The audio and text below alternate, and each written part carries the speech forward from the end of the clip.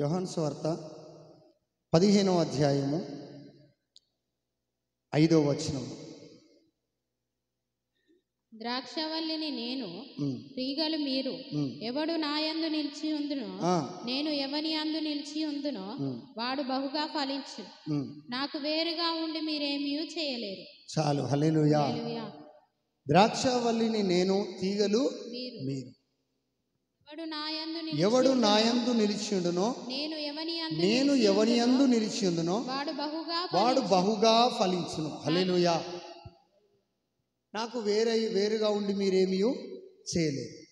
ఈ దేవుడు ఈ ద్రాక్షవల్లి ఎవరు అనంటే, ఒకవేళ ఈ ద్రాక్షవల్లికి తీగ, ద్రాక్ష కాండానికి ఒకవేళ తీగలు వచ్చినప్పుడు ఈ తీగలు గనక ఆ యొక్క ద్రాక్షవల్లి కాండముతో గనక వేరుగా ఉంటే ఫలించే పరిస్థితులు ఉండవు. హల్లెలూయా. ఈ యొక్క ద్రాక్షవల్లి ఎవరు మరి అనంటే, ప్రభు అయిన యేసుక్రీస్తు ప్రభువే ఈ యొక్క ద్రాక్షవల్లి అయి ఉన్నాడు. ఆ యొక్క ద్రాక్షవల్లితో కూడా నువ్వు అంటుకట్టబడితేనే మనం ఏం చేస్తామట?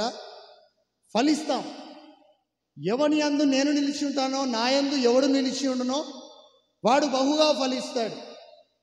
ఎవరి యందు నిలిచి ఉండాలి? దేవుని యందు, ఆయన మాటల యందు ఎవరైతే లక్ష్యం ఉంచుతారో, ఆ మాటల మీద నిలబడి ఉంటారో, ఆ మాటలను అనుసరించి జీవించడానికి సిద్ధపడతారో వాళ్ళు మాత్రమే దేవుని కృపలో ఫలిస్తారట. హల్లెలూయా. అందుకని ద్రాక్షవల్లిని ఎవరితో పోలుస్తున్నాడంటే, ప్రభు అయిన యేసుక్రీస్తు. యేసుక్రీస్తు ప్రభుల వారు ద్రాక్షవల్లి. మనమందరం ఎవరమట? తీగలం. మరి ఒక తీగ ద్రాక్షవల్లికి అంటుకట్టబడి ఉండాలి. ఈ తీగగా ఉంటున్న ఈ యొక్క మనము కూడా ద్రాక్షవల్లిగా ఉంటున్న ప్రభు అయిన యేసుక్రీస్తు ప్రభుల వారికి, ఆయన వాక్యమునకు, ఆయన సహవాసానికి మనం ఎప్పుడైతే అంటుకట్టబడి ఉంటామో, అంటే విడదీయలేని బంధముగా, హల్లెలూయా, కంప్లీట్గా అందులో ఇంక్లూడ్ అయిపోవాలి. చాలామంది అంటుకట్టబడి ఉండరు. దేనికి? అది సంఘానికి కావచ్చు, దేవుని వాక్యానికి కావచ్చు. అంటుకట్టబడకుండా, దేవునిలో ఒక భాగముగా ఉండకుండా వేరువేరుగా ఉంటూ పక్కకుంటూ మరలా ఏమంటారంటే, నేను ఇంకా ఫలించలేదు కదా, నాకు ఇంకా ఫలింపు రావట్లే, నాకు ఆశీర్వాదం రావట్లే, నాకు దీవెనకరంగా నా కుటుంబం ఉండట్లే, సమాధానకరంగా నా ఫ్యామిలీ ఉండట్లేదు అని చెప్పేసి రకరకాలుగా బలహీన పడుతూ ఉంటారు. ఎందుకు ఈ బలహీనత వచ్చేస్తున్నది ఒక తీగకు అంటే, ఇది దేనితోటి అంటుకట్టబడలేదు? ద్రాక్షవల్లితో. హల్లెలూయా. ఒకవేళ ద్రాక్షవల్లితో కనుక అంటుకట్టబడి ఉంటే, ఆ ద్రాక్షవల్లిలో నుంచి వచ్చే నీరే కావచ్చు, ఆ ద్రాక్షవల్లి తీసుకునే ఎరువే కావచ్చు, ఆ ద్రాక్షవల్లి ఏదేదైతే భూమిలో నుంచి స్వీకరిస్తుందో అవన్నీ కూడా ఈ యొక్క తీగకు వచ్చే అవకాశం ఉంటుంది. హల్లెలూయా. అలాగూ ఈ తీగ పుష్పించడానికి, ఫలించడానికి అవకాశం ఉంటుంది. అలాగే మనము కూడా సంఘముతో, వాక్యముతో, దేవునితో, సేవకులతో, దేవుని మాటతో అంటుకట్టబడి, హల్లెలూయా, అంటే ఏదో పక్కకు ఉండడం కాదు, అంటుకొని ఉండాలి. హల్లెలూయా. చాలామంది అంటుకొని ఉండడానికి ఇష్టపడరు. అంటుకొని లేకుండా ఉండి నువ్వు ఫలించాలనుకుంటే అది నీ యొక్క అవివేకము తప్ప, నీ యొక్క భ్రమ తప్ప మరొకటి మాత్రము కాదు.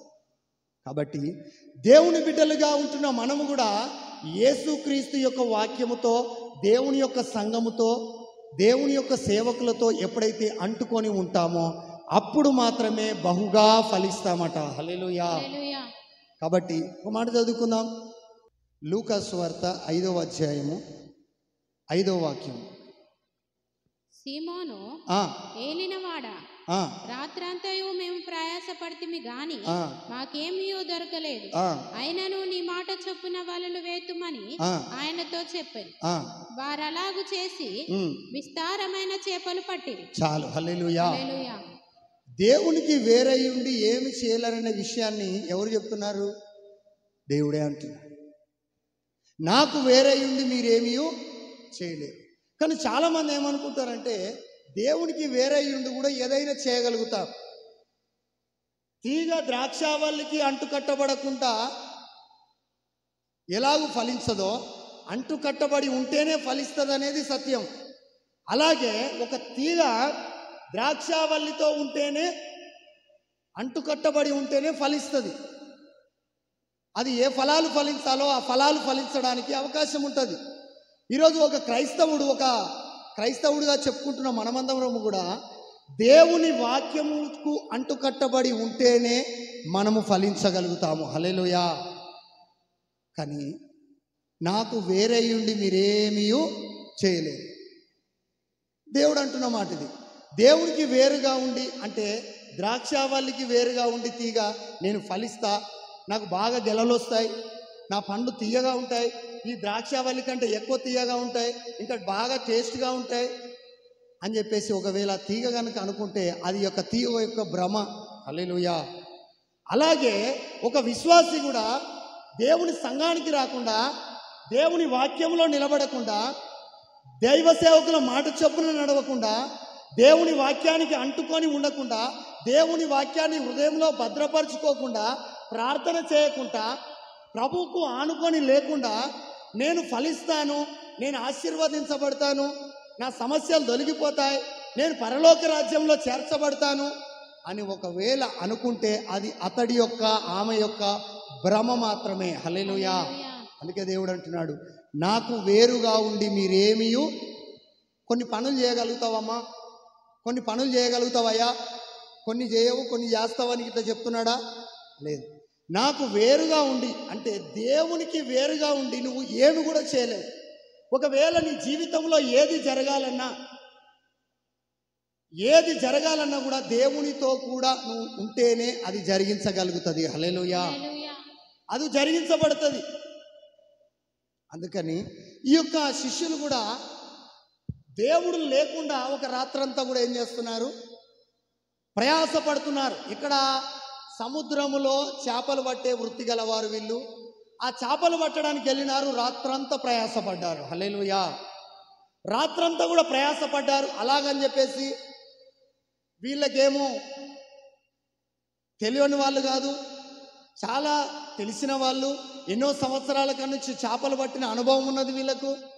ఆ అనుభవంతో వాళ్ళు ఏమనుకున్నారంటే, మాకు చాలా అనుభవం ఉన్నది కదా, ఏ ప్రాంతంలో చేపలు పడతాయి, ఏ ప్రాంతంలో ఎప్పుడు చేపలు లేస్తాయి అనే అనుభవాలు మాకు ఉన్నాయి కాబట్టి ఇక దేవుడు ఇందులో పెద్దగా అవసరం లేదులే అని చెప్పేసి దేవుడిని పక్కన పెట్టేసి, దేవుడు లేకుండగానే వాళ్ళు సముద్రంలో ప్రవేశించి చేపలు పట్టడం మొదలుపెట్టినారు. రాత్రంతా పట్టినారు, వలలు వేస్తున్నారు, తీస్తున్నారు. ఎన్నిసార్లు వల వేసినా నాసు, బూజు, రకరకాలుగా అందులో ఉన్న మస్తియే వస్తున్నదే తప్ప వలలోకి చేపలు మాత్రం ఒక్కటి కూడా రాలేదు. ఒక్క చేప కూడా రాత్రి పట్టలే. అట్లా అని చెప్పేసి వీళ్ళకు చేపలు పట్టే వృత్తిలో వీళ్ళకు నైపుణ్యత లేదా? ఉన్నది. చాలా సంవత్సరాల కాంచి కూడా వీళ్ళు చేపలు పట్టే బ్రతుకుతున్నారు. కానీ ఆ రోజు మాత్రము ఒక్క చేప కూడా పట్టలేని స్థితి. ఈరోజు చాలా సంవత్సరాల గురించి కూడా మనము ఎన్నో పనులలో నైపుణ్యత కలిగి ఉండొచ్చు. కానీ ఎందుకు మరి ఈ స్థితి ఏర్పడుతున్నది? ఎందుకు ఒక్క చేప కూడా రాత్రంతా ప్రయాసపడి పట్టలేకపోయినారు? ఆ రాత్రి దేనికి సాదృశ్యం అంటే మన గత జీవితానికి సాదృశ్యమై ఉన్నది. హల్లెలూయా. ఈరోజు గడిచిన దినములన్నీ కూడా నువ్వు ఏది కూడా పట్టుకోలేకపోయినావు కావచ్చు, ఎన్నిసార్లు ప్రయత్నం చేసి కూడా విఫలమైపోయిన స్థితి ఉన్నది కావచ్చు, ఎన్నోసార్లు ప్రయత్నం చేసి దాన్ని జయించలేకపోయినావేమో, దాన్ని పొందుకోలేకపోయినావేమో. ఎందుకు పొందుకోలేకపోయినావంటే నువ్వు ప్రభువుతో కూడా కలిసి ప్రయత్నము చేయలేదు. హల్లెలూయా. నువ్వు సొంతగా నీ స్వబుద్ధిని ఆధారం చేసుకొని, నీ జ్ఞానాన్ని ఆధారం చేసుకొని, నీకున్న బ్యాక్గ్రౌండ్ను ఆధారం చేసుకొని, నీకున్న పరిస్థితులను ఆధారం చేసుకొని నువ్వు ప్రయత్నం చేసినావు కాబట్టి ఆ ప్రయత్నములన్నీ కూడా విఫలమైపోయినాయి. హల్లెలూయా. కానీ ఆ రాత్రంతా ఎన్నిసార్లు వల వేసినా కూడా చేపలు రాని స్థితి. ఎందుకంటే వాళ్ళు దేనికోసం ఎవరితోటి ప్రయాసపడ్డారు? వాళ్ళ సొంత జ్ఞానమును ఉపయోగించి ప్రయత్నం చేసినారు. ఈరోజు మనము కూడా సొంత జ్ఞానమును ఉపయోగించి, నీ సొంత ఆలోచన, నీ స్వబుద్ధి ఆధారం చేసుకొని నువ్వు ఒకవేళ ప్రయత్నాలు చేస్తే ఆ ప్రయత్నాలన్నీ కూడా విఫలమయ్యే పరిస్థితులే. హల్లెలూయా. వాళ్ళంత జ్ఞానము కలిగి ఉన్నప్పటికీ, అంత అనుభవం కలిగి ఉన్నప్పటికీ రాత్రంతా కూడా ఒక్క చేపను కూడా అక్కడ పట్టలేకపోయినా. ఎందుకంటే దేవుడు లేకుండా ఉన్నది ఆ యొక్క దోణి. ఆ దోణిలో దేవుడు లేడు. ఆ దోణిలో ప్రభువు నిలబడలేదు, ప్రభువు కూర్చోలేదు. ప్రభువుకు అక్కడ స్థానము ఎంత మాత్రము కూడా లేదు. ప్రభువు లేకుండా ప్రయత్నం చేసినారు కాబట్టి అందుకని ఒక మాట అంటాడు, 1 కొరింథీయులకు రాసిన పత్రిక 15వ అధ్యాయం 58వ వచనంలో, ప్రభువునందు మీ ప్రయాసము వ్యర్థము కాదని ఎరిగి. అంటే ఎప్పుడు మీ ప్రయాసం వ్యర్థము కాదు. ప్రభువునందు అనగా ప్రభువును కలిగి ఉండి నువ్వు ప్రయాసపడితే, అది ఉద్యోగం కోసం ప్రయాసపడ్డా, నీ కుటుంబంలో మార్పు కోసం ప్రయాసపడ్డా, నువ్వు ఇరుక్కున్న కేసులో నుంచి బయటికి రావడానికి ప్రయాసపడ్డా, నువ్వు పడుతున్న పోరాటంలో నుంచి, నువ్వు ఎదుర్కొంటున్న పోరాటంలో నుంచి బయటికి రావాలన్నా, నువ్వు ప్రభువును కలిగి ప్రయాసపడితే నీ ప్రయాసము ఎప్పుడు కూడా వ్యర్థము కాదు. హల్లెలూయా. అదన్నమాట. కాబట్టి రాత్రంతా గడిచింది కానీ రాలేదు ప్రతిఫలం. ఎప్పుడు నీ జీవితంలో కూడా రాత్రి అనగా గడిచిన దినాలన్నీ కూడా ఫలితం రాకుంటున్నావు కావచ్చు. ప్రయాసపడ్డావు, కష్టపడ్డావు. ఎంతగా ప్రయాసపడ్డా, ఎంత కష్టపడ్డా కూడా ఫలితం రాలేదు. కారణం ఏంటిదో తెలుసా? ప్రభుతో కూడా ఉండి నువ్వు ప్రయత్నం చేయలేదు, ప్రభుతో కూడా ఉండి నువ్వు ప్రయాసపడలేదు కాబట్టి నీకు ఫలితం రాలేదు. వాళ్ళు అనుకున్నారు ప్రభుతోటి ఏం పని. చాలామందికి అనిపిస్తుంది యేసయ్యతో ఏం పని. యేసయ్య అంటే వాక్యం చెప్తాడు కనుక ఈ చేపలు పట్టగాడు ఆయన ఏం చేస్తారా బాబు? యేసుక్రీస్తు ప్రభుల వారు దయ్యాలను వెళ్ళగొడతాడు కానీ వాక్యం చెప్తాడు కావచ్చు, రకరకాల మర్మాలు చెప్తాడు కానీ ఈ చేపలు పట్టే కాడ యేసయ్య అవసరమా మనకు? చేపలు పట్టే వృత్తిలో మనం నిపుణులం, మనకు నైపుణ్యత బాగున్నది, మనకు అనుభవం బాగున్నది అని వాళ్ళ అనుభవం మీద, వాళ్ళ జ్ఞానము మీద ఆధారపడి ఉండొచ్చు. హల్లెలూయా.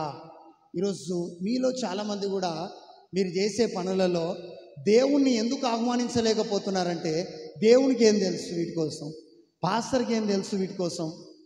మనమైతే ఇదివరకు చేసిన వాళ్ళం కదా, ఇదివరకు దీన్ని మనం ముందుకు నడిపించిన వాళ్ళం కాబట్టి మనకున్నంత జ్ఞానము ఆయనకి ఎక్కడ ఉంటుందని చెప్పేసి ఈ రకంగా ఆలోచించి చాలామంది కూడా వాళ్ళ ప్రయత్నములలో విఫలమైపోతున్నారు. హల్లెలూయా. వాళ్ళు కూడా అనుకోవచ్చు అట్లనే, యేసయ్య ఏం చేస్తాడురా, వచ్చినా కూడా ఏం చేస్తాడు, కామ్గా దోణిలో కూర్చుంటాడు అంతే తప్ప ఆయన వల వేసేటోడా గుంజేటోడా మనతోటి. చాలామంది కూడా సేవకులను పిలిస్తే పాస్టర్ ఏం చేస్తాడురా, పాస్టర్ ఏం చేయలేడు కానీ మనమైతే ఏదైనా చేస్తాం. హల్లెలూయా. వాళ్ళ సొంత ఆలోచన అన్నమాట. ఈ సొంత ఆలోచన, సొంత మనస్తత్వంతో ప్రయత్నం చేసినారు కాబట్టి ప్రయత్నం అంతా కూడా విఫలమైపోయింది. ఎప్పుడైతే చదువుకుందామమ్మా మాట మరలా 5వ వచనం, 5వ అధ్యాయము లూకా సువార్త 5వ వచనం. సీమోను ఏలినవాడా, రాత్రంతయు మేము ప్రయాసపడితిమి గాని మాకేమీ దొరకలేదు, అయినను నీ మాట చొప్పున వలలు వేతుమని ఆయనతో చెప్పారు. వారలాగు చేసి విస్తారమైన చేపలు పట్టిరి. చాలు. హల్లెలూయా. రాత్రంతా కూడా శ్రమ పడ్డారు. మొత్తానికి గిన్నెసరేతు సముద్ర తీరానికి ప్రభు అయిన యేసుక్రీస్తు ప్రభుల వారు వచ్చినారు. హల్లెలూయా. వచ్చి అంటున్నాడు, వచ్చి కొన్ని మాటలు చెప్పినాడు. ఆ దోణిలోకి ఎక్కిన తర్వాత, దోణిలోకి వచ్చిన తర్వాత సీమోనుతో అంటున్నాడు, ఏమైంది సీమోను అని అంటే వాళ్ళు అంటున్నారు, రాత్రంతా ప్రయాసపడ్డాం కానీ మాకు ప్రతిఫలము రాలే. అంటే రాత్రంతా నేను లేకుండా ప్రయాసపడ్డావు కాబట్టి నీకు ప్రతిఫలము రాలేదు. ఇప్పుడు నా మాట చొప్పున, అంటే రాత్రంతా ఎవరి మాట చొప్పున వేసినావు? వాళ్ళ సొంత ఆలోచన చొప్పున ప్రయత్నం చేసినారు. మరి దేవుడు కూడా అదే సముద్రంలో పట్టినాడా, చేపలను వేరే దగ్గర పట్టిస్తున్నాడా? వాళ్ళు ఎక్కడైతే ఓడిపోయినారో, ఎక్కడైతే రాత్రంతా ప్రయాసపడి ఓడిపోయిన స్థితిలో, రాత్రంతా ప్రయత్నం చేసి ఓడిపోయి రిటర్న్ వచ్చిన పరిస్థితులు ఉన్నాయో అదే ప్రాంతంలో దేవుడు గొప్ప విజయాన్ని దేవుడు వాళ్ళకి ఇచ్చి ఉన్నాడు. హల్లెలూయా. అదే ప్రాంతంలో అక్కడికి వచ్చేసి అంటున్నాడు, రాత్రంతా ప్రయాసపడ్డారు కదా, ఇప్పుడు నా మాట చొప్పున ఒకసారి మీరు వల వేయండి. నా మాట చొప్పున వల వేయమంటే వాళ్ళు ఏమంటున్నారు, రాత్రంతా ఇక్కడనే వలేసినాం అయినా కూడా ఒక చేప పడలే, మరలా ఇప్పుడు మీరు ఏమంటున్నారు కదా అని డౌట్ పడుతూ అంటున్నారు. అయినను నీ మాట చొప్పున వల వేతుమని వాళ్ళు ఏం చేస్తున్నారు, వల వేసినారు. హల్లెలూయా. మరి వల వేసినప్పుడు విస్తారమైన చేపలు వాళ్ళు పట్టినారు, విస్తారమైన చేపల రాశిని వాళ్ళు పట్టగలిగినారు. వలలు పికిలిపోయేంతగా చేపలు వచ్చేసినాయి.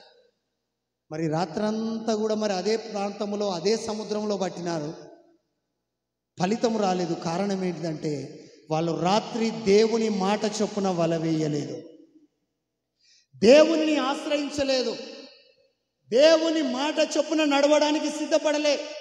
వాళ్ళ సొంత ఆలోచన స్వబుద్ధిని ఆధారం చేసుకొని వాళ్ళు ప్రయత్నాలు చేసినారు. కాబట్టి ఓడిపోయే పరిస్థితి ఉంది. ఎక్కడైతే ఓడిపోయినారో, ఎక్కడైతే బలహీనపడ్డారో, ఎక్కడైతే రాత్రంతా కష్టపడ్డారో అక్కడికే దేవుడు వచ్చి ఆ వలలోనే, ఏ వలలోనైతే చేపలు పడలేని స్థితిలో వాళ్ళు చూసినారో అదే వలలో సమృద్ధిని దేవుడు కనబరిచినాడు. హల్లెలూయా. ఈరోజు మన జీవితంలో కూడా మనము కూడా ఆ రాత్రి ఈ యొక్క గత జీవితానికి సాదృశ్యం.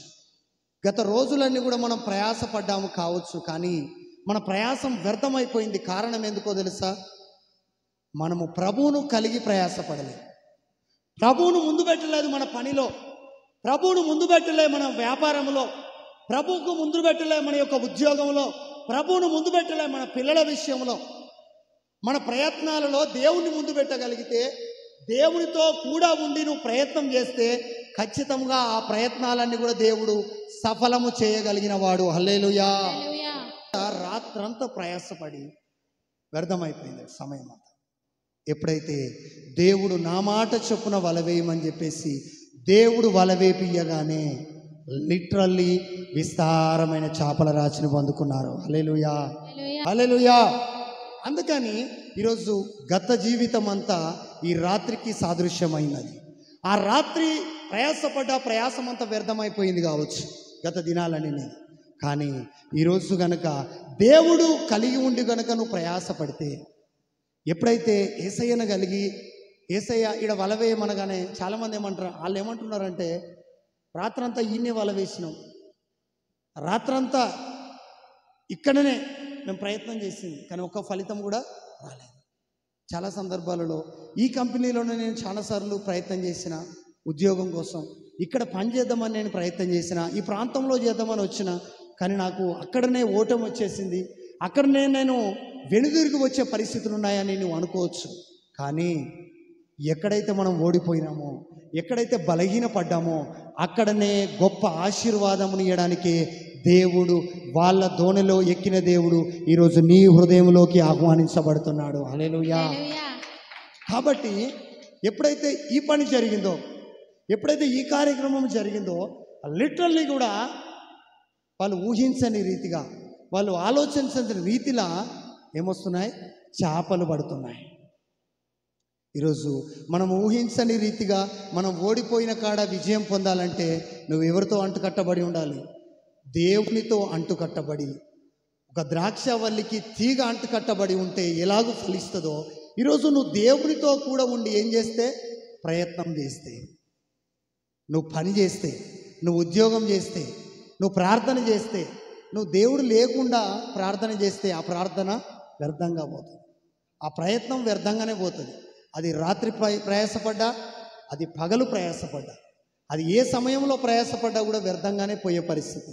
కానీ దేవుణ్ణి కలిగి దేవుణ్ణి ముందు పెట్టి నువ్వు ఉద్యోగాన్ని ప్రారంభించు, దేవుణ్ణి ముందు పెట్టి నువ్వు వ్యాపారాన్ని ప్రారంభించు, దేవుణ్ణి ముందు పెట్టి నీ పిల్లలను స్కూల్కి పంపించేసేయి, దేవుని ముందు పెట్టి నీ పిల్లలను కాలేజీకి పంపి, దేవుని ముందు పెట్టి నువ్వు కాంపిటేటివ్ ఎగ్జామ్స్లకు నువ్వు ప్రయత్నం చేయి. అప్పుడు ఖచ్చితంగా దేవుడు అందులో నీకు విజయమునిస్తాడు. హల్లెలూయా. మరి కొన్ని సందర్భాలలో విజయం ఎందుకు రాలే? గత దినాలలో కూడా నేను ప్రయత్నం చేసినా రాలే.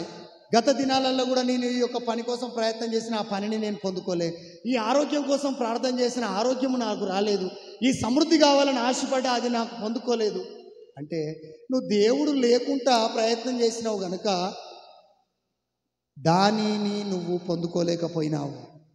కానీ దేవుడు ఏమంటున్నాడు, మీరు నా యందు నిలిచి ఉంటే నేను మీ యందు నిలిచి ఉంటాను. ఆ దేవుడు నిలిచి ఉన్నవాడు, దేవుని యందు నిలిచి ఉన్నవాడు ఏం చేస్తాడట, బహుగా ఫలిస్తాడు. ఇక్కడ కూడా బహుగా ఆశీర్వదించబడ్డారు. వాళ్ళ జీవితంలో ఎప్పుడు చూడనంత సమృద్ధిని ఆ రోజు చూస్తున్నారు. కారణం ఏంటిది, దేవుని మాట చొప్పున వల వేసినారు. ఈరోజు ఎవరి మాట చొప్పున మనం వలలేస్తున్నాం, ప్రయత్నాలు చేస్తున్నామంటే బంధువుల మాట చొప్పున, ఇరుగు పొరుగు వారి మాట చొప్పున, స్నేహితుల మాట చొప్పున, అన్యజనులు ఇచ్చే ఆలోచన చొప్పున మనము ప్రయత్నాలు చేస్తే దయచేసి అవన్నీ కూడా నెరవేర్పులోకి ఎప్పుడు కూడా రానే రావు, అవి సఫలపరచబడవు. ఎందుకంటే అన్యజనుల ఆచారములను ఏం చేయదు, నువ్వు అభ్యసింపకూడదు. వాళ్ళ మాటను నువ్వు నమ్మి నువ్వు వాళ్ళ మాట చొప్పున ప్రయత్నం చేస్తే లాభం లేదు. నిన్ను కన్నవాడు కొన్నవాడు నీకోసం ప్రాణం పెట్టి రక్తము గార్చి మరణించి తిరిగి లేచి మరలా రానయ్యున్న వాని యొక్క మాట చొప్పున నీవు గనక ప్రయత్నం చేయగలిగితే నిశ్చయముగా నువ్వు ఫలించగలుగుతావు. లిటరల్లీ వాళ్ళ జీవితంలో జరిగింది అదే. అదేనా కాదా? ఫలించిలా లేదా? మరి మనం ఏం చేస్తున్నాం? మనం ఎవరి మాట చొప్పున ప్రయత్నం చేస్తున్నాం? ఇప్పుడు చాలా చాలా చాలా ప్రయత్నాలు చేసినాం. అమ్మ, అందరికీ చేసిన ప్రయత్నం వల్ల సక్సెస్ అయిందా? సక్సెస్ కాని వాళ్ళు చాలామంది ఉన్నారు. ఇప్పటికి కూడా కొన్ని సక్సెస్ కావట్లే. ఎందుకు అయితే లేవు? ఊకే నువ్వు మనిషిని పోయి అడుగుతావు కదా, నాకెందుకు పిల్లలు కావట్లే, నాకెందుకు సమృద్ధి రావట్లే, నేను ఎంతో పని చేస్తున్నా, వాళ్ళకంటే నాకే ఎక్కువ పని నడుస్తుంది, వాళ్ళ ఉద్యోగం కంటే నా ఉద్యోగం పెద్దది, వాళ్ళ పిల్లల కంటే మా పిల్లలు తెలివి కల్లోలుగా ఉంటారు, కానీ మాత్రం ఫలితం మాత్రం శూన్యం. ఎందుకు తెలుసా? ప్రభువును కలిగి లేకుండా నువ్వు చేసే ప్రయత్నం ఏదైనా అది సఫలపరచబడే పరిస్థితి లేదు. ప్రభువును కలిగి ఒక్కసారి వలేసిన, రాత్రంతా 100 సార్లు వలేసినా కూడా ఒక చేప రాలేదు. యేసయ్య మాట చొప్పున, దేవుడు చెప్పిన మాట చొప్పున నువ్వు ఒక్కసారి గనుక నీ ప్రయత్నాన్ని నువ్వు చేయగలిగితే నిశ్చయముగా వాళ్ళు ఏ చేపల రాశిని సమృద్ధిగా పొందుకున్నారో అదే ఆశీర్వాదపు ఊట దేవుడు నీకోసం తెరవబోతున్నాడు. హల్లెలూయా. మరి ఎందుకు ఇంకా చాలామంది కూడా ఎందుకు ఇలా బలహీనపడుతున్నారు? చాలామంది ఎందుకు ఇంకా ఎలాంటి సందర్భంలో జరుగుతుంది? చదువుకుందాం ఒక మాట. 2వ రాజులకు రాసిన గ్రంథము 6వ అధ్యాయము 3వ వచనం. ఒకడు దయచేసి నీ దాసులమైన మాతో కూడా నీవు రావాలనని కోరగా అతడు నేను వచ్చేదనని చెప్పి వారితో కూడా పోయాను. చాలు. హల్లెలూయా. హల్లెలూయా. వీళ్ళకు పని చేయడానికి బయలుదేరినారు. ప్రవక్తల శిష్యులు ఎలీషా దగ్గరికి వచ్చినారు. అమ్మ జాగ్రత్తగా, ప్రవక్తల శిష్యులు ఎలీషా గారి దగ్గరికి వచ్చి ఏమంటున్నారంటే, ఇక్కడ మాకున్న స్థలం ఎలాగున్నది? ఇరుకుగా ఉన్నది, కాబట్టి మేము యోర్దానికి వెళ్ళి కొన్ని మ్రాణులు నరుక్కొని వచ్చేసి ఇంకొక కొంచెం స్థలాన్ని విశాలపరుచుకుంటామయ్యా అని చెప్పేసి ఎలీషా గారికి ఆ యొక్క ప్రవక్తల యొక్క శిష్యులు విన్నవించుకున్నారు. ఆ ప్రవక్తల శిష్యులు చెప్పిన మాట చొప్పున ఎలీషా గారు కూడా ఏమన్నారు, ఓకే వెళ్ళండి, వెళ్ళి మ్రాణులు నరుక్కొని మీ పని మీరు చేయండి అని చెప్పేసి ఆయన సెలవిచ్చినారు. సెలవిచ్చిన తర్వాత, ఆయన సెలవు పొందుకున్న తర్వాత అందరూ బయలుదేరి వెళ్ళినారు. కానీ ఒక శిష్యుడు మాత్రం ఏమంటున్నాడు, దయచేసి నీ దాసులమైన మాతో కూడా నీవు రావాలనని కోరగా. ఎవరిని కోరుతున్నాడు? ప్రవక్త అయిన ఎలీషా గారిని పిలుస్తున్నాడు. చాలామంది కూడా అలా పిలుచుకోవడానికి ఇష్టపడరు. వాళ్ళ కార్యక్రమాలకు సేవకులను పిలవడానికి, వాళ్ళు చేసే ప్రయత్నాన్ని మొదలుపెట్టేటప్పుడు ప్రార్థనను ఆహ్వానించరు, దేవుని వాక్యాన్ని చదవరు. పిల్లల్ని స్కూలు పంపించేటప్పుడు దేవుని వాక్యాన్ని చదివిపించి మొదటగా దేవుని మాటలు రాయించి మొదటగా దైవ సేవకులతో ప్రార్థన చేయించి పంపించగలిగితే వాడు ఖచ్చితంగా దేవుని కృపలో ప్రయోజకుడు అయ్యే అవకాశాలు ఉంటాయి. హల్లెలూయా. కానీ చాలామంది అట్లా ఉండదు, ఒట్టిగానే ఆగమాగం తీసుకుపోతారు, అందులో పడేస్తారు. మళ్ళీ తర్వాత ఎప్పుడంటారంటే వీడు చదువు రాని మొద్దులేక తయారయ్యి ఏం చదువు రాకుండా లక్షలు వానికి పెట్టినా కూడా ప్రయాసం పడ్డా కూడా ఫలితం లేనప్పుడు ఏం చదువుతాడు, ఇన్ని కష్టపడ్డా కూడా వ్యర్థమవుతుందని చెప్పేసి అందుకే వీని చదువు మాన్పించేసిన, పనికి పంపిస్తున్నా, వీడు పనికి రానోడు అని ఇక రకరకాల మాటలు వాడిని మాట్లాడడం ప్రారంభిస్తారు. హల్లెలూయా. కానీ ఒకవేళ దేవుణ్ణి ఆశ్రయిస్తే, దేవుని అంటిపెట్టుకొని ఉండగలిగితే, ఆయనకు వేరుగా లేకుండా ఆయనతో కూడా ఉంటే జరిగే కార్యం ఏంటో తెలుసా? నువ్వు ఏదైనా కోల్పోయినా కూడా, ఎక్కడనైనా పడిపోయినా కూడా నిన్ను ఆయన లేవనెత్తగలిగిన వాడు. హల్లెలూయా. నువ్వు పడిపోయిన స్థితిలో నుంచి ఆయన నిన్ను లేవనెత్తగలిగిన వాడు. వీళ్ళు అందరూ కూడా బయలుదేరి మ్రాణులు నరకడానికి వెళ్ళిపోయినారు. కానీ ఒక శిష్యుడు ఏమంటున్నాడు, అయ్యా నీవు కూడా మాతో కూడా రావాలి. వాళ్ళకి ఏంటంటే పాస్టర్ వస్తే ఏం చేస్తాడు రా మా అంటాడా కూర్చొని ఏదో ఒకటి ముచ్చట ప్రార్థన వాక్యం సంబంధించి చెప్తా అంటాడు. ఈ మాత్రానికి ఆయనను తీసుకుపోవడం ఎందుకు మనం అని వాళ్ళందరూ ఇలాగ ఆలోచించుకున్నారు కావచ్చు. కానీ ఒక శిష్యుడు మాత్రము ఏమంటున్నాడు, నీ దాసులమైన మాతో కూడా నీవు రావాలి. నువ్వు వస్తే మాకు ఆశీర్వాదకరం, నువ్వు వస్తే మాకు దీవెనకరం, నువ్వు వస్తే మాకు మేలు జరుగుతుంది అని చెప్పేసి, నీకు వేరే ఉండి మేమేం చేయలేము, నువ్వు మాతో ఉంటే మాకు మేలుకరంగా ఉంటుందని ఆశించి ఆలోచన చేసి ఆయనను పిలుచుకున్నాడు. మొత్తానికి ఎలీషా గారు ఏం చేసినారు, ఆయనతో పాటు వెళ్ళినాడు. వెళ్ళిన తర్వాత వీళ్ళు మ్రాణులు నరుకుతుంటే సడన్గా ఒక ఆయన గొడ్డలి ఊడిపోయి ఆ ఏరులో పడిపోయింది, ఆ నీళ్ళల్లో. ఎప్పుడైతే నీళ్ళల్లో ఈ యొక్క గొడ్డలి పడ్డదో ఇక లబో దిబో అని మొత్తుకుంటున్నాను. ఎందుకు? నా గొడ్డలి పోయింది, నేను ఎరువు తెచ్చుకున్నా, నేను అద్దెకి తెచ్చుకున్నా, నేను ఒకరి దగ్గర బదులుగా తీసుకున్నది కదా, ఒకవేళ ఇది అందులో నుంచి కనుక తీసుకురాకపోతే ఆయనకి నేను ఎలా కొనియాల మళ్ళా అని చెప్పేసి వేదన పడుతూ టెన్షన్ పడుతున్నప్పుడు ఎలీషా గారు కలగజేసుకొని అంటున్నాడు, ఆయన ఒక కొమ్మను నరికి ఆ ఏ చోటనైతే గొడ్డలు పడ్డదో ఆ చోటను ఆ నీళ్ళల్లో వేసినప్పుడు అది నిశ్చయముగా బయటికి తేలడం జరిగింది. హల్లెలూయా. ఈరోజు మరి ఎప్పుడైతే ఎలీషా గారు అక్కడ లైవ్లో ఉన్నాడు కాబట్టి జాగ్రత్తగా నేను, ఎలీషా గారు లైవ్లో వాళ్ళు చేస్తున్న పని కాడ, వాళ్ళు పోగొట్టుకున్న గొడ్డలి కాడ అక్కడ ఉన్నాడు కాబట్టి వాళ్ళ గొడ్డలిని వాళ్ళకు తిరిగి తీసుకురాగలిగినాడు.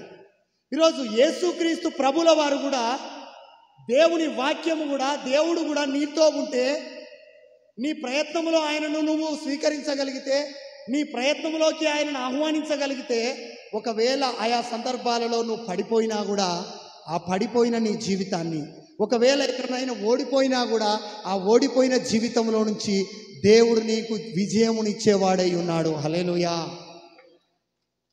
ఒకవేళ ఇన్ కేస్ ఎలీషా గారు కనుక అక్కడ లేకపోతే ఆ గొడ్డలిని అతడు పోగొట్టుకునే పరిస్థితి. ఆ గొడ్డలికి మారుగా మరలా ఆ అద్దెకి తెచ్చుకున్న కాడ గొడ్డలి ఇప్పియొద్దా? ఇప్పియాలి. అసలు వాస్తవానికి గొడ్డలి లేకనే అద్దెకి తెచ్చుకున్నాం, ఎరువు తెచ్చుకున్నాం, అడుకొచ్చుకున్నాం. ఆ తెచ్చుకున్నది కూడా పాడైపోయినప్పుడు మరి అతడికి అది కొనియాల్సి వస్తుంది కదా, అంత స్తోమత అక్కడ లేదు కదా అని చెప్పేసి ఈయన బాధపడుతున్నాడు. ఒకవేళ దేవుడు కనుక ఎలీషా గారు కనుక అక్కడ లైవ్లో లేకపోతే వాళ్ళు నష్టపోయే పరిస్థితి, కష్టపడే పరిస్థితి. కానీ ఎలీషా గారు ఉన్నాడు కాబట్టి, ఆయనను వాళ్ళు ఆహ్వానించినారు కాబట్టి, ఆయనను వాళ్ళ పనిలోకి ఆహ్వానించినారు, వాళ్ళు ఉన్న చోటికి ఆహ్వానించినారు కాబట్టి వాళ్ళు కోల్పోయిన దానిని కూడా తిరిగి పొందుకోగలిగినారు. వాళ్ళు ఎక్కడైతే పడిపోయినారో, వాళ్ళ వస్తువు ఎక్కడ పడిపోయిందో, వాళ్ళ పిల్లలు ఎక్కడ పడిపోయినా, నీ కుటుంబం ఎక్కడ పడిపోయినా, దేవుని కనుక నువ్వు ఆహ్వానిస్తే, దేవుని కనుక నువ్వు ఆశ్రయిస్తే, ఆయన నిశ్చయంగా మరలా నీ కుటుంబాన్ని లేవనెత్తగలిగిన వాడై ఉన్నాడు. కాబట్టి ఆ రోజు ఎలీషా గారి జీవితంలో, వారి శిష్యుల జీవితంలో ఎలాగూ జరిగినాయో ఈరోజు మన జీవితాలలో కూడా మనం పనులు చేస్తున్నప్పుడు, మన కుటుంబ జీవితంలో, మన ఆధ్యాత్మిక జీవితంలో ఎప్పుడైనా స్కిడ్ అయిపోతే, ఏదైనా కోల్పోతే దేవుడు ఏం చేస్తాడు? నిన్ను లేవనెత్తుతాడు. ఆ రోజు ఆయన ఉన్నాడు కాబట్టి లేవనెత్తగలిగినాడు. ఆ రోజు రాత్రంతా ప్రయాసపడి ఓడిపోయిన వారిని దేవుడు దోణిలోకి వచ్చినాడు. ఆయన మాట చొప్పున వాళ్ళు వల వేసినారు కాబట్టి వాళ్ళు గొప్ప విజయాన్ని పొందుకున్నారు. హల్లెలూయా. ఈరోజు మన జీవితంలో కూడా మనము కూడా గొప్ప విజయాన్ని ఆయనకు వేరుగా ఉండి వీళ్ళు అనుకున్నారు ఏదో చేద్దాం అనుకున్నారు. కానీ ఒక శిష్యుడు మాత్రం ఏమనుకున్నాడు, ఆయనకు వేరుగా ఉంటే మనం ఏం చేయలేము రా బాబు. ఏదైనా కోల్పోయినా కూడా, ఏదైనా పాడైపోయినా, ఏదైనా నష్టపోయినా ఆ నష్టం పూడ్చబడాలంటే ఆ ఎలీషా గారు మనతో ఉంటే ఆ నష్టం పూడ్చబడుతుంది. ఆ ఎలీషా ఎవరో కాదు, ప్రభు అయిన యేసుక్రీస్తు మాత్రమే. హల్లెలూయా. ఈరోజు ఆ ఎలీషా గారు ఉన్నప్పుడే వాళ్ళ గొడ్డల్ని తిరిగి తీసుకొచ్చిన అట్టుగా ఈరోజు యేసయ్య నీతో ఉంటే నీది ఏది పోయినా కూడా, ఏది పడిపోయినా, ఎక్కడ పడిపోయినా, ఆత్మీయంగా పడిపోయినా, శారీరకంగా పడిపోయినా, అనారోగ్యకరంగా ఎక్కడ నేను పడిపోయిన స్థితిలో ఉన్నా కూడా దేవుడు నిశ్చయముగా నేను లేవనెత్తేవాడై ఉన్నాడు. హల్లెలూయా. కాబట్టి ఒకవేళ మనము ఆయనను కనుక ఆహ్వానించకపోతే, రాత్రంతా ప్రయాసపడ్డ తర్వాత వాళ్ళు ఏం చేసినారు, ఆయన వచ్చి దోణిలోకి వస్తాననగానే పిలుచుకున్నారు. ఈరోజు నువ్వు కూడా గత దినాలన్నీ కూడా ప్రయాసపడి ఫలితం లేకుండా ప్రయాసపడ్డావు, కష్టపడ్డావు, కానీ ఫలితం అనేది రాలేదు కావచ్చు. కానీ దేవుణ్ణి కలిగి ఎప్పుడైతే వల వేసినప్పుడు వాళ్ళు విస్తారమైన చేపల రాశిని పొందుకున్నారు. ఈరోజు నీవు కూడా దేవుణ్ణి కలిగి దేవుని మాట చొప్పున నువ్వు ప్రయత్నిస్తే నీ ప్రయత్నం కూడా ఫలించే అవకాశం ఉంది. ఆయనకు వేరుగా ఉండి రాత్రంతా ఏమైనా ఫలితం వచ్చిందా? ఏ ఫలితం రాలేదు. ఎప్పుడైతే దేవునితో కూడా ఉండి దేవుని మాట చొప్పున వేసినారు, ఈరోజు సంఘముతో కూడా ఉండి, సేవకులతో కూడా ఉండి, దేవుని వాక్యముతో కూడా ఉండి, దేవునితో కూడా సహవాసం చేస్తూ నువ్వు చేసే ప్రతి ప్రయత్నమును దేవుడు సఫలపరుస్తాడు. హల్లెలూయా. ఒకవేళ ఆయన లేకుండా కూడా నువ్వు ప్రయత్నం చేస్తా అంటే, అలనాడు శిష్యులు ఆల్రెడీ అలా ప్రయత్నం చేసి ఓడిపోయినాడు. అలా రాత్రంతా ప్రయాసపడి ఓడిపోయినాడు. కానీ ఈరోజు నువ్వు అలాగూ ఒకవేళ ప్రయాసపడ్డావేమో, ఒకవేళ బలహీనపడిన స్థితిలో ఉన్నావేమో, ఒకవేళ కష్టపడి అలసిన స్థితిలో ఉన్నావు కావచ్చు. దేవుడు నీకు చెప్తున్న మంచి వార్త ఏంటంటే, నా మాట చొప్పున ఇప్పుడు నువ్వు ప్రయత్నం చేయి. నా మాట చొప్పున నువ్వు ఉద్యోగాన్ని ప్రారంభించు, దానికి ప్రయత్నము చేయి. చేస్తున్న ఉద్యోగాన్ని కూడా నా మాట చొప్పున నువ్వు మొదలుపెట్టేసి, నీ దినాన్ని కూడా నువ్వు నా మాట చొప్పున మొదలుపెట్టేసి, నీ ప్రతిదీ కూడా దేవుని మాట చొప్పున నువ్వు వల వేసినట్టుగా మొదలు పెట్టగలిగితే అవన్నీ కూడా దేవుడు ఫలింపజేస్తాడు. ఎలాగంటే బహుగా ఫలింపజేస్తాడట. హల్లెలూయా. కొంచెంగా కాదు, బహుగా. చాలామంది అంటారు వాళ్ళు చేసిందల్లా పట్టిందల్లా బంగారం అవుతున్నది, నేను పట్టిందల్లా ఇనుప సామాన్ అవుతున్నది. వాళ్ళు పట్టిందల్లా ఏమవుతుందట? బంగారం. వీళ్ళు పట్టేది ఇనుప సామాన్ కంటే అద్మానం. ఎందుకు అవుతున్నది మరి అట్లా? తుప్పు పట్టిన స్థితిలో నీదెందుకు ఉంటున్నదంటే నీ ప్రయత్నం, అది నీ ఆలోచన, నీ తలంపు. కానీ నువ్వు దేవుణ్ణి కలిగి ఉండి ప్రయత్నించినప్పుడు ఆయన మాట చొప్పున, మరి రాత్రంతా కూడా అక్కడనే వలేసినామా అని చెప్పేసి క్వశ్చన్లు చేయలే. ఒకసారి క్వశ్చన్ చేస్తే దేవుడు ఏమన్నాడు? నా మాట చొప్పునే వెయ్యి అన్నాడు. అనగానే ఇక మరలా రెండో చెప్పలే. చాలామంది ఏమంటారంటే ఈసారి ప్రార్థన చేయి, ఈసారి ప్రార్థన చేయని సేవకుడు చెప్తే ఈసారి దేవుడు ఇస్తాడు, ఈసారి దేవుడు నీకు ఆశీర్వాదం ఇస్తాడు, ఈసారి నీ అనారోగ్యం నుంచి విడుదలిస్తాడు, ఈసారి నీ గర్భాన్ని తెరుస్తాడు, ఈసారి నీ దురాత్మ నుంచి దేవుడు నేను విడుదలిస్తాడు, ఈసారి నీ బంధకాల నుంచి దేవుడు తెంపేస్తాడంటే ఏం లేదు పాస్టర్. గత దినాలన్నీ కూడా ఇట్లనే చేసిన, నేను ప్రయత్నం ప్రయాసపడ్డా, కానీ నా ఫలితం రాలేదు. కానీ దేవుడు అలా క్వశ్చన్లలో ఉన్న, అలాంటి సందేహంలో ఉన్న దేవుడు నీతో ఏమంటున్నాడంటే, నీవు నా మాట చొప్పున వలవేయు. నా మాట చొప్పున అంటే నేను కాదు, ప్రభు అయిన యేసుక్రీస్తు మాట చొప్పున. ఇన్ని రోజులు ఎవరి మాట చొప్పున వల వేసినావు, ఇప్పుడు కూడా ఎవరి మాట చొప్పున వల వేస్తున్నావు. ఆల్రెడీ నువ్వు లోక సంబంధుల మాటల చొప్పున నువ్వు వల వేసినావా? నువ్వు 100 సార్లు వల వేసినా కూడా వట్టి వలనే పైకి వస్తుంది తప్ప చేపలు పట్టే పరిస్థితి కనబడలేదు వాళ్ళకు. ఈరోజు నీవు కూడా ఇప్పటికి కూడా మరలా అలాగనే వల వేస్తే నువ్వు మోసపోయే స్థితే, నువ్వు అవమానపరచబడే స్థితే మరలా ఎదురయ్యే ప్రమాదం ఉన్నది. కాబట్టి ఆ శిష్యులు యేసయ్య మాట చొప్పున వల వేసినప్పుడు వాళ్ళు ఊహించని రీతిగా చేపలు పట్టినారు. కాబట్టి ఈరోజు మనము కూడా దేవుని మాట చొప్పున ఆయనకు వేరుగా ఉండి నేను ఏమి కూడా చేయలేను అనే విషయాన్ని నువ్వు గుర్తుపెట్టుకో. ఆయనకు వేరుగా ఉన్నా, ఆయనను కాదనుకొని వల వేసి వాళ్ళు ఏమో చేపలు పట్టలేదు. ఈరోజు నేను ఆయనకు వేరుగా ఉండి నేనేం చేయలేను. కానీ ఆయనను కలిగి ఉన్నప్పుడు వాళ్ళు చేపలు పట్టినారు. ఆయనను కలిగి ఉన్నప్పుడు వాళ్ళు కోల్పోయిన గొడ్డలిని మరలా తిరిగి తీసుకొని రాగలిగినారు. ఈరోజు నువ్వు కూడా ఆయనను కలిగి ఉంటే నువ్వు కోల్పోయిన వాటిని తీసుకొని తిరిగి రాగలుగుతావు. నువ్వు కూడా ఆయన మాట చొప్పున వల వేస్తే వాళ్ళు పొందిన సమృద్ధిని మనము కూడా పొందుదుము గాక. God bless you all.